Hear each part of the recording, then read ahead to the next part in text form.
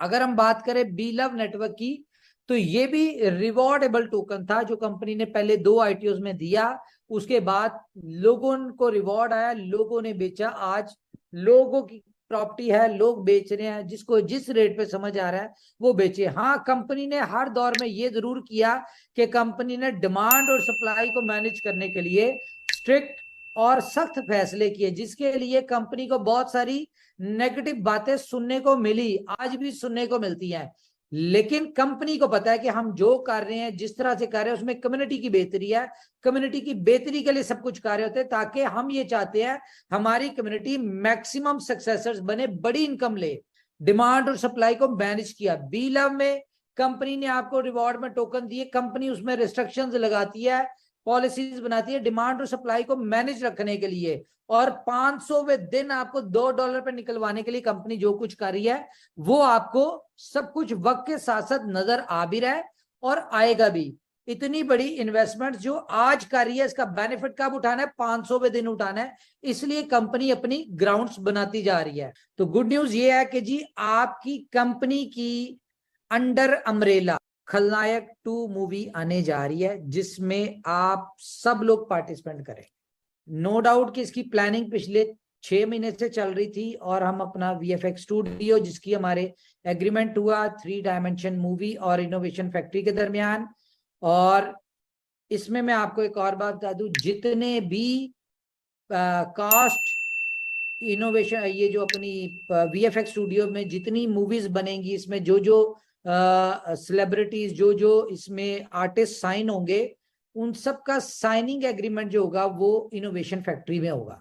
यहां से क्या होगा, हम लोग बेसिकली अपनी आउटर मार्केट को अपने साथ लेके आ रहे हैं। क्यों? ये आउटर मार्केट ही होगी जो आपका बी लव टोकन $2 पे खरीद रही होगी।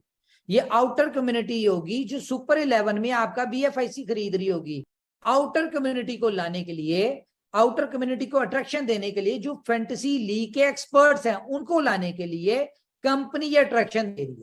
तो ये एक फैंटेसी लीग में एक रेवोल्यूशन इनोवेशन फैक्ट्री है, सुपर 11 लेके आ रहा है, जो कि आज तक नहीं हुई। क्यों ऐसा क्यों कर रहे हैं? हमने ये सोच प्लान किया हुआ है, कंपनी ये चाहती है कि इस लीग के दौरान कम से कम 10 लाख लोग सुपर 11 के ऊपर आ जाएं।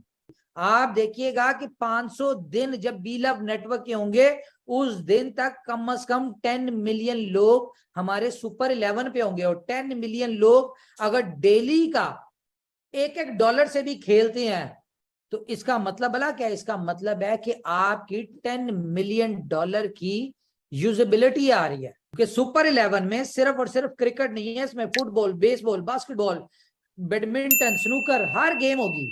साथ साथ हम इसमें ऐड करते जाएंगे। तो ये एक इकलौता ऐसा प्रोजेक्ट है जो कि हमारी पूरी कम्युनिटी को जो है यहां से निकाल सकता है, बी लव की कम्युनिटी को।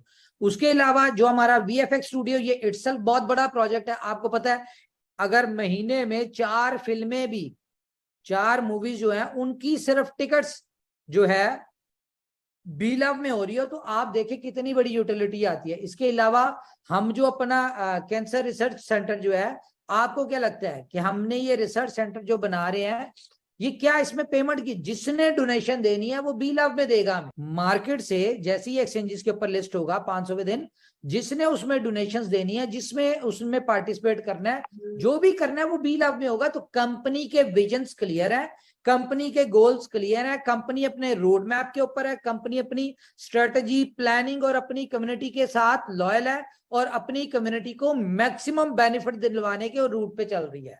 करंटली किसी को समझ आ रहा है, बहुत अच्छी बात है, नहीं आता अप टू यू, जो दिल करता है करें।